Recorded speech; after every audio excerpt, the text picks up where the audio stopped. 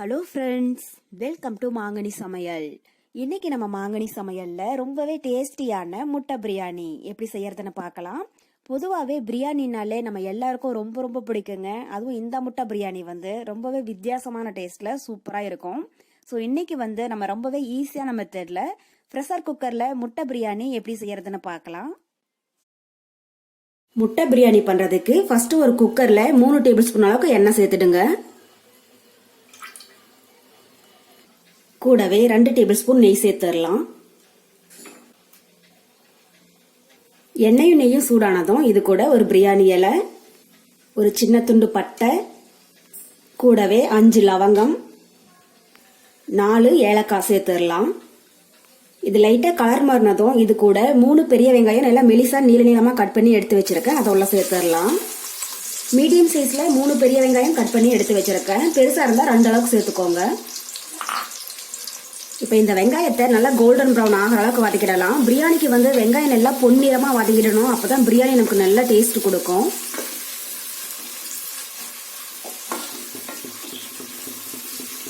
பாருங்க, இப்போ வெங்காயம் நல்லா பொன்னிறமா வதங்கிடுச்சு. இந்த அளவுக்கு நல்லா வதங்கிடணும். இப்போ இது கூட மீடியம் சைஸ்ல 3 தக்காளி கட் பண்ணி எடுத்து வச்சிருக்கேன். அதை உள்ள சேர்த்துடலாம். கூடவே 4 பச்சை மிளகாய் சேர்த்துக்கோங்க. இது கூட வெங்காயம் தக்காளி வதங்கிறதுக்கு தேவையான அளவு உப்பு இதெல்லாம் சேர்த்துட்டு தக்காளி நல்லா சுருண்டு வர அளவுக்கு வதக்கிடுங்க. முட்டை பிரியாணிக்கு வெங்காயமும் தக்காளியும் சம அளவில் சேர்த்துக்கோங்க. அப்பதான் டேஸ்ட் ரொம்பவே நல்லா இருக்கும். நான் மீடியம் சைஸ்ல 3 பெரிய வெங்காயம் எடுத்ததுக்கு அதே சைஸ்ல 3 தக்காளி நல்லா பழமா சேர்த்திருக்கேன்.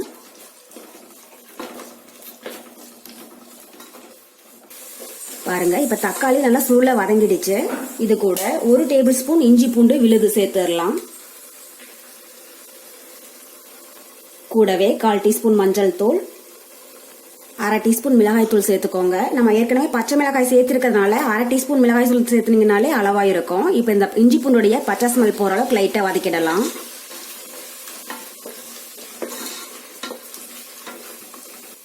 பாருங்க, இப்ப இஞ்சி பூண்டுடைய பச்சை ஸ்மெல் போய் எண்ணெய் நல்லா பிரிஞ்சு வர ஆரம்பிச்சிடுச்சு.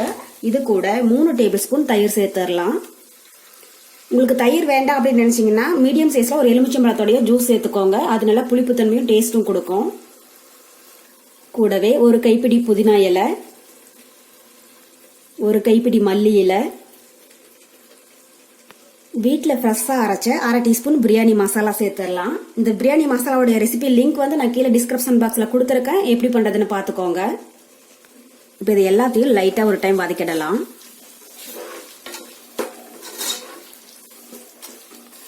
பாருங்க, இப்போ மசாலா நல்லா வதங்கி எண்ணெய் பிரிஞ்சு வர ஆரம்பிச்சிடுச்சு. இது கூட 4 முட்டை வேக வச்சு எடுத்து வச்சிருக்கேன்.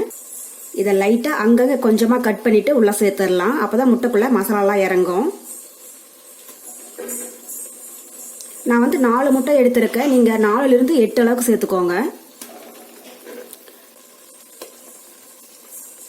முட்டை சேர்த்திட்டு அது உடஞ்சிடாம லைட்டா ஒரு டைம் கலந்து விட்டுடுங்க. அதிக நேரம் கலந்து விட்டுட்டே இருக்க வேண்டாம். லைட்டா கலந்தீங்கனாலே போதும்.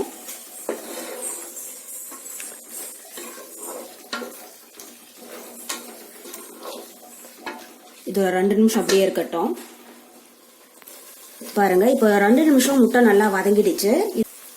இது கூட 2 கப் பாஸ்மதி அரிசி 1/2 மணி நேரம் நல்லா ஊற வச்சுட்டு எடுத்து வச்சிருக்கேன். அதை தண்ணியெல்லாம் வடிச்சிட்டு உள்ள சேர்த்துடலாம். 2 கப் அப்படிங்கிறது 1/2 கிலோ அளவுக்கு. பாஸ்மதி அரிசி தான் சேர்த்தணும் அப்படிங்கறதெல்லாம் கிடையாதுங்க. சீரக சம்பா அரிசி, வீட்டுல ரெகுலரா சாப்பாடு செய்யற சாப்பாட்டு அரிசி கூட சேர்த்துக்கோங்க. அதுவும் டேஸ்ட் ரொம்பவே நல்லா இருக்கும்.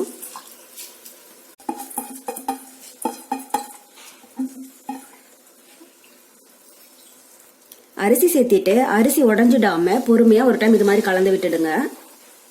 லைட்டா கலந்தீங்கனாலே போதும். அரிசி உடஞ்சிடக்கூடாது. அரிசியை 1/2 மணி நேரம் அளவுக்கு ஊற வச்சிடுங்க. அப்பதான் சாதம் நல்லா நீள நீளமாவும் உதிரியாவும் இருக்கும்.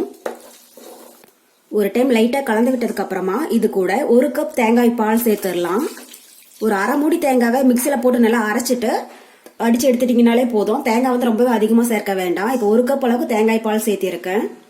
கூடவே 2 கப் தண்ணி சேர்த்துடலாம்.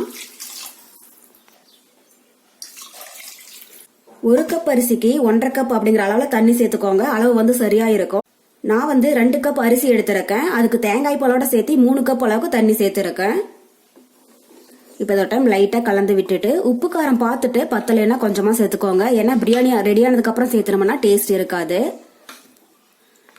உங்களுக்கு காரம் குறைவாக இருந்துச்சுன்னா கொஞ்சமாக மிளகாய்த்தூள் சேர்த்துக்கோங்க. அரிசி உடஞ்சிடாம இது மாதிரி லைட்டாக பொறுமையாக கலந்து விட்டிங்கன்னா போதும்.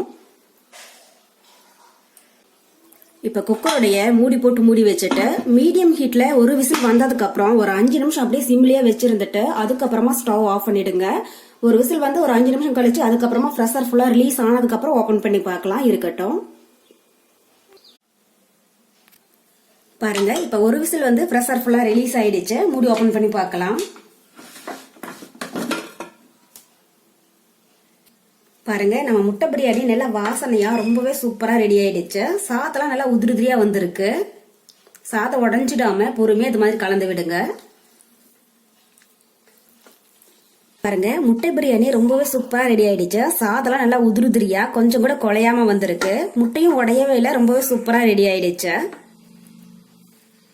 பாருங்க, நம்ம முட்டை பிரியாணி ரொம்பவே சூப்பரா தயாராயிடுச்சு. இது கூட கொஞ்சம் ஆனியன் பச்சடி இல்லைன்னா சிக்கன் கிரேவி வச்சு சாப்பிடுற போது ரொம்பவே டேஸ்டியா இருக்கும். இதே மெத்தட்ல நீங்களும் முட்டை பிரியாணி செஞ்சு பார்த்துட்டு எப்படி இருக்குன்னு கமெண்ட் பாக்ஸ்ல சொல்லுங்க. என்னுடைய இந்த ரெசிபி வீடியோ உங்களுக்கு பிடிச்சிருந்தா மறக்காம மாங்கனி சமையலுக்கு சப்ஸ்கிரைப் பண்ணுங்க. நன்றி.